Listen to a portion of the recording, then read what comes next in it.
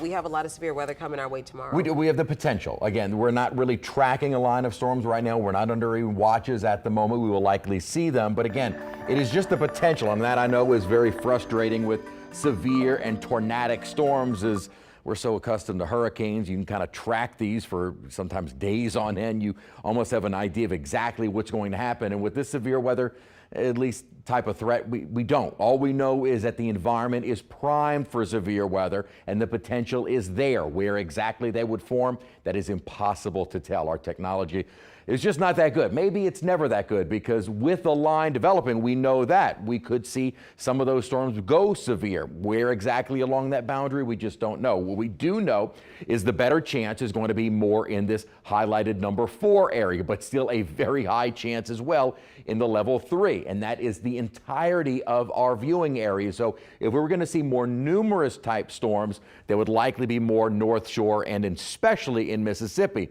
but we can also see them south of the lake. And what we can also see south of the lake is those stronger, longer duration. That is something that we typically don't see in southeast Louisiana. Of course, we saw it last week, and we'll have another chance of it today. Again, that does not guarantee anything. After 4 o'clock, the line is already past Baton Rouge. So by 5 to 6, we'll really start to feel it on the North Shore, river parishes, and down in the lower bayou parishes. The line continues after 6 to 6:30, continuing very quickly through the metro area, North Shore, into Mississippi. By about 9 o'clock, most of southeast Louisiana may already be out of that line of storms, down towards, say, Biloxi Marsh, lower central Plaquemines Parish, before these are all done by about 10:30. By the time our newscast ends tomorrow night, the line should be gone, and hopefully we are not talking about any tornadoes that touched down and did not cause any kind of damage. Right now outside, we have partly cloudy skies, still very mild, 72.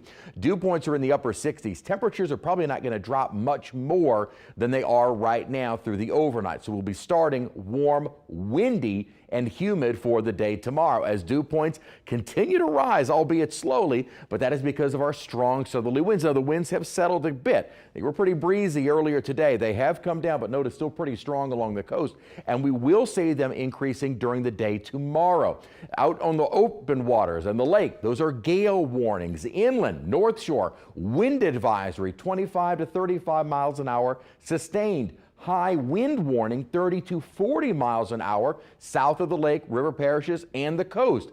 These strong winds for a long duration could easily cause some power outages, so we may see some minor damage and power outages even before the line actually approaches. And again, that is what makes it difficult, is because there is no real line that we're following right now. We're starting to see some development out across north central Texas into Oklahoma. This is thanks to a couple of upper features, which unfortunately the base of this upper trough is much farther south than the models were at first anticipating. And because of that, it does place more of a risk of severe weather across the deep south. What I'm showing you here is our computer model for rainfall coupled on top of the parameters for tornadic storms, and where the environment is primed for tornadic storms is right where the line is going to be moving into, especially once it gets into Mississippi and parts of southeast Louisiana, or really much of southeast Louisiana. Those parameters are much higher to our north, and again, the high risk or the higher risk of severe weather extends from Memphis all the way to the North Shore. So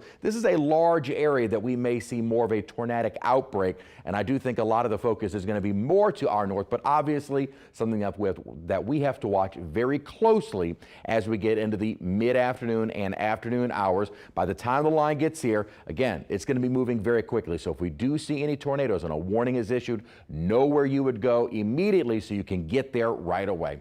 85 will be warm, humid before that line moves on through. Once the line moves through and a cold front pushes in, temperatures coming down a bit and a little more comfortable. May see some spotty showers on Saturday.